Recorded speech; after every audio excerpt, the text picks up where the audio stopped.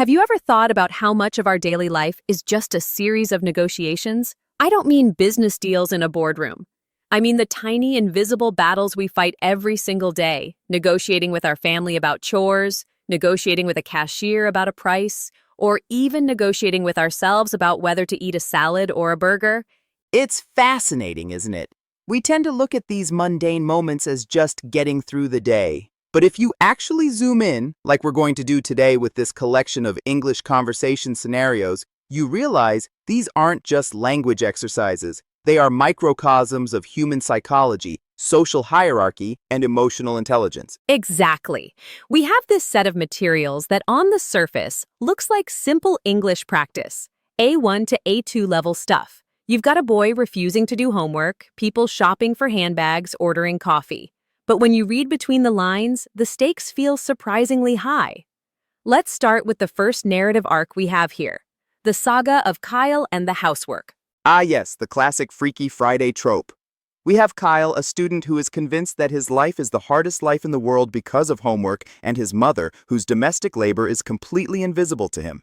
It's a universal dynamic. The child sees the parent as an obstacle to leisure, specifically video games, and the parent sees the child as ungrateful. But what I loved about this scenario is the mother's strategy. She doesn't just yell, she executes a tactical role reversal. It's brilliant parenting, honestly. She weaponizes empathy. Kyle claims her job is easy, just cooking and cleaning, so she calls his bluff. Fine, no homework this weekend, you do my job. It's a high-risk move because if the housework actually was easy, she'd lose all authority. But of course, it's not. And the script details the physical toll immediately. Kyle isn't just bored, he's in pain. His back hurts, his legs are numb, the laundry is heavy, the machine buttons are confusing. It highlights how much cognitive load goes into simple chores. You have to know which button to press. You have to know how to cut an onion without slicing your finger. And that's where the turning point happens. It's not just the physical exhaustion. It's the arrival of the cousin, Jenny. She acts as this external validator. She comes back from Japan, a symbol of success and freedom, and Kyle expects her to side with him. He expects her to say, yeah, homework is useless. But she flips the script. She tells him that the boring studying is the currency that bought her freedom. That's a profound lesson for a language learner or anyone, really. The grind you hate today is the fuel for the life you want tomorrow. Precisely. And the reconciliation at the end is quite touching. Kyle admits he was wrong, but not because he was forced to. He admits it because he experienced the labor firsthand. That proud feeling his mom talks about, that only comes from doing hard things. It's a perfect metaphor for learning a language, actually. It's tedious, it hurts your brain, but the payoff is capability. Speaking of capability, let's transition to the world outside the house. A huge chunk of these scenarios takes place in the consumer marketplace. Grocery stores, electronic shops, cafes. And what strikes me is how much of this is about navigating social codes. Oh, absolutely. Take the coffee shop scenario. It's a minefield. You walk in and suddenly English isn't enough. You need to speak barista. You have to know the difference between a latte and a cappuccino, and then you get hit with the sizing. The venti confusion. I laughed at that.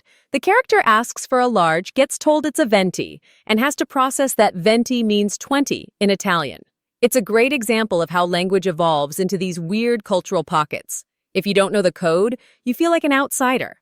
It's about belonging. Ordering correctly makes you feel part of the tribe. And then you have the other side of the counter, the service workers. We saw that awkward interaction with the new waiter, Ethan. He's dropping things, sweating, messing up orders. The customers have a choice there, be predators or be mentors. That was a key moment. The customers chose to tease him gently, but ultimately encouraged him. We believe in you. It shows that most daily interactions rely on a social contract of patience. But then, we have the line cutter. The villain of the story. The woman who demands a table immediately because she's irregular. This is where the dialogue shifts from transactional to confrontational.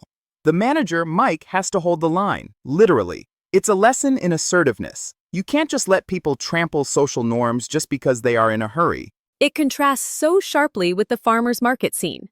There, The negotiation is expected. Can I get this for $8? How about $9? That's a dance. It's cooperative. The line cutter is non-cooperative. It really shows that English, or any language, isn't just about grammar. It's about tone. You can be polite while refusing someone, and you can be aggressive while asking for a table. And speaking of aggression, let's talk about the shopping for luxury segments. These were hilarious. We have two friends looking at handbags and perfumes. There is this deep cynicism about branding. Oh, the handbag debate. One friend wants the $400 bag because it's exclusive, and the other friend acts as the voice of financial reason, pointing out that the cheaper one is the exact same leather without the logo. It's the eternal battle between status and utility.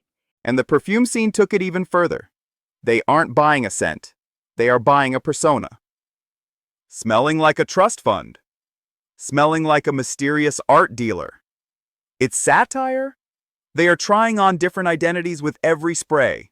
It reveals that when we shop, we are often trying to solve an internal problem. I want to feel rich with an external purchase. But then reality hits. The price tag. I loved the coat scenario. They try it on, look amazing, feel like they have their life together, check the price, and immediately put it back. I'll wait for a 90% off sale. It's so relatable. It captures that specific feeling of window shopping aspirationalism. It's a shared delusion we all participate in. But you know, there is one scenario that I think is the most complex. The restaurant mix-up. The girl orders chicken, gets steak. Yes, the passive versus assertive conflict again. She's willing to just eat the steak because she hates conflict. Her friend forces the issue. You're not paying for what you didn't order. It's a very cultural moment. In some cultures, sending food back is seen as incredibly rude.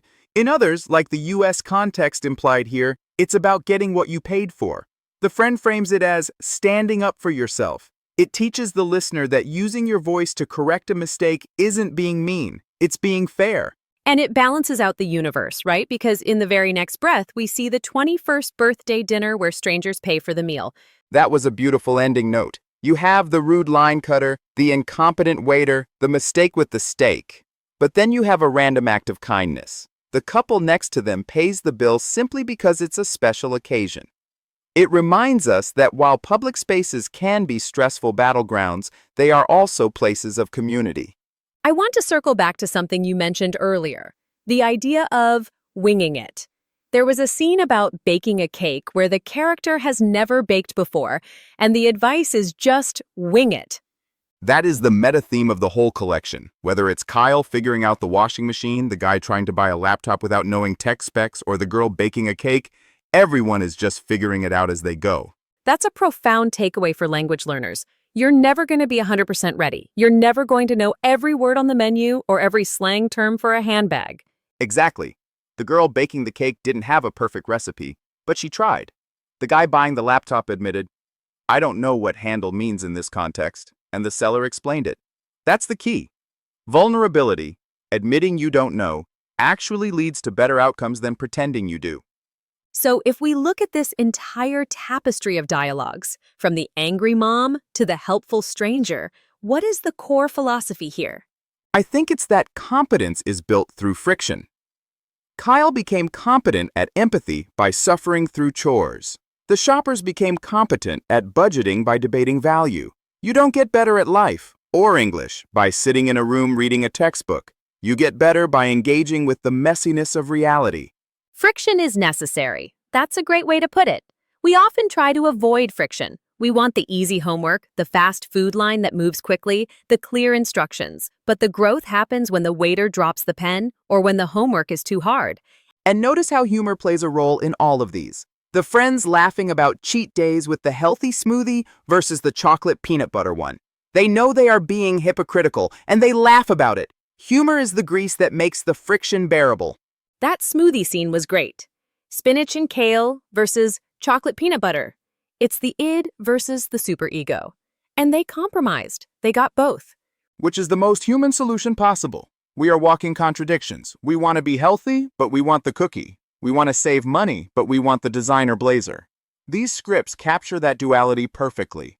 It makes me wonder about the listeners of this podcast. When they go out today, maybe to buy coffee or negotiate with a family member, will they see it as just a chore, or will they see it as a scene in their own movie? I hope they see the narrative. When you view your life as a series of scenes where you are the protagonist overcoming obstacles, even if the obstacle is just a heavy laundry basket or a confusing menu, it gives you a sense of agency.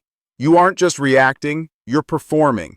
And you're learning. Every interaction is data. Precisely. We've covered a lot of ground, from the domestic sphere to the high street. It's funny how a simple text meant for English practice can reveal so much about the human condition.